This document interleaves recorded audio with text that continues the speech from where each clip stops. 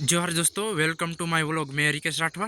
तो आजना विडियोना माध्यमथी मैं एक वस्तु प्रेजेंट करवा मांगू छूँ कि આપણો આ જ સમય છે જે કંઈક કરી ગુજરવાનો સમય છે, એટલે કે કંઈક કરી દેવાનો સમય છે।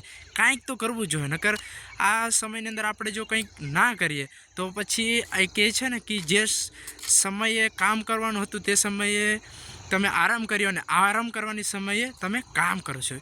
એ એટલા માટે કહેવામાં આવે છે કે તમે સમય જતાં પોતાની કદર ના કરી અને પોતાની કદર ના કરીને પોતાના પર કામ નથી કર્યું, એટલે તમને આ સમય આજે જોવો પડશે। તો આ સમય આપણને ના જોવો પડે એના હિસાબે તો આજે આપણે કંઈ નવી શરૂઆત કરવી જોઈએ ફરજિયાત।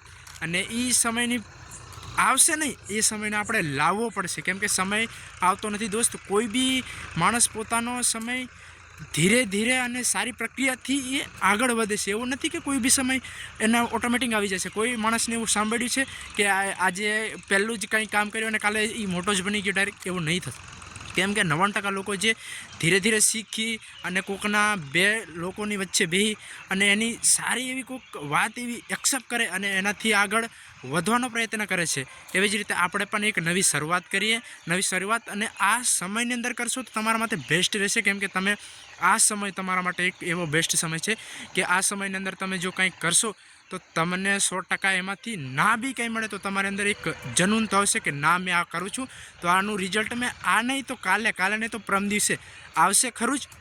એના માટે હું પ્રયત્ન લગાતાર કરીશ, ગીવઅપ નહીં કરવાનું। કોઈ બી કામ હોય તમે ગીવઅપ ના કરશો, કોઈ બી કામને ગીવઅપ કરી દીધું તો તમને એ કામનું રિઝલ્ટ નહીં મળે। એટલે મારે આજના આ વિડીયો દ્વારા એટલું જ કહેવું છે કે આજની યુવા જનરેશનને કંઈક કર ગુજરવાની ક્ષમતા છે તો એને ટેલેન્ટને બહાર લાવો અને એ ટેલેન્ટને બહાર લાવો અને પોતાનું જે મંતવ્ય છે એને સારી રીતે કંટ્રોલમાં રાખી અને કામ પર ફોકસ કરો।